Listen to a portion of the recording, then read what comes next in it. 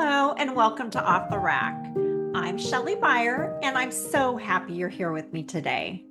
If you're here, I imagine you might be somewhere in the early days of your own breast reduction recovery. Or maybe you're just curious about what this part of the journey is really like. Either way, I'm so glad you're here. This is one of those videos I really wish I had had when I was going through it. Not just the big dramatic before and after stories, but the quieter in between moments, the real experience of what changes in that second week after surgery. So today, I want to share exactly what week 2 looked like for me, what surprised me, what shifted physically and emotionally, and what really helped me stay grounded through those ups and downs. So settle in, take a breath, and let's walk through it together. Going into week 2, I was actually feeling really encouraged. My first week of recovery had gone better than I expected. My energy was strong, there wasn't much swelling or bruising, and I honestly felt proud of how well things were going. I remember thinking, okay, I'm on track. This is going to be a smooth recovery. At 8 days post op, I had my first official post op appointment with my surgeon. At that visit, he removed the tape from the bottom incisions because I had developed a little rash. The surgical tape had irritated my skin, and that rash had started to spread down onto my stomach. It wasn't super visible, but I could definitely feel it. It was very itchy and uncomfortable. So he removed the tape early to give that area some relief, and then they placed some gauze under my bra for a bit of protection. I left that appointment feeling really good. My bruising was already fading quite a bit, and physically, things felt really encouraging. My breasts weren't swollen at all, which really surprised me, and I still had full range of motion. Pain wise, my breasts themselves weren't painful.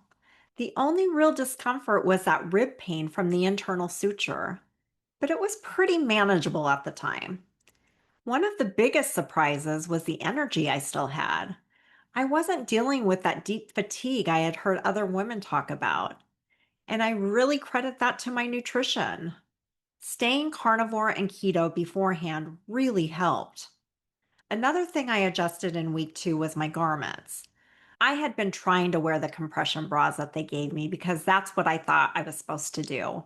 But the pressure on my rib was just too painful. That was a turning point for me. I realized I needed to listen to my body instead of forcing what I thought was the right plan. So I switched to looser cotton bras, just some of the Fruit of the Loom ones I ordered, and the relief was immediate. It made such a difference in my comfort, and as the week went on, I did start to notice that the rib pain was creeping back in, especially during showers. At first, I didn't realize why, but later I figured out it was because I had paused the Heal Fast supplements. Once I started taking it again, the rib pain settled back down. That became a theme in week 2, listening to my body more. I kept the block under my knees at night to help with the rib pressure. And I began testing little movements, little tasks around the house, small things to rebuild my confidence. By just after week 2, at around 3 weeks post op, I had another follow up visit, this time with the nurse.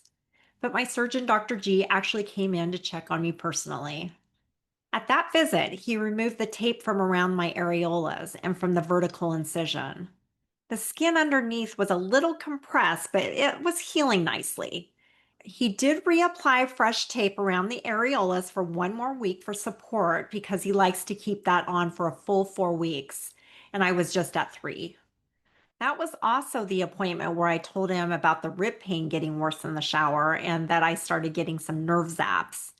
He was so reassuring, and he explained that the rib pain was from that internal suture, which helps with shaping and support, and that it would gradually dissolve over time. He told me not to worry, that about 5 weeks it should start to ease. And honestly, hearing that really helped me mentally. It reminded me that what I was feeling was normal, and I just needed to be patient. He also cleared me for full activity starting in week 4, which was super encouraging, but I was still planning on listening to my body and easing back into it gradually. If you're watching this and you're in week 2, I would just say, don't be surprised if some things pop up, like my rash did, or if your pain shifts a bit from day to day. And don't hesitate to communicate with your surgeon or nurse about what's going on. Those little check-ins and reassurances can make such a difference. For me, the biggest mindset shift that week was accepting that healing isn't linear. When the rib pain crept back in and the rash showed up, it would have been easy to panic, to think, oh no, something's going wrong. But what helped me stay grounded was remembering healing goes in waves. It's okay to have a good day followed by a harder one. It doesn't mean you're going backwards. It just means your body is doing this big, beautiful work, even when you can't see it. That shift from trying to manage my recovery to really trusting it was huge. So if you're watching this and you're in your first week or those early days after surgery, here's what I really want you to hear. You are doing better than you think. Even if you feel sore or tired or unsure, your body is doing amazing work right now. If something's uncomfortable, change it. If you need more rest, take it. If you're ready to move a little more, go for it. This is your journey. You get to listen to your body and adjust along the way. And remember, you've already done the hardest part. You said yes to yourself and the surgery. The rest will come step by step. And if you'd like more support as you walk through this, I'd love to invite you to join us in my private Facebook group, Off the Rack Breast Reduction Support for Women. It's a warm, welcoming space where you can connect with other women who are on the same path. You can ask questions, share your wins, and feel supported every step of the way. You'll find the link to join right below this video. Thank you so much for spending this time with me today. Wherever you are in your recovery, I hope this helped you feel a little more grounded, a little more supported, and reminded you that you are not alone in this. And I'll be back soon to share more about what happened in the next stages of my healing.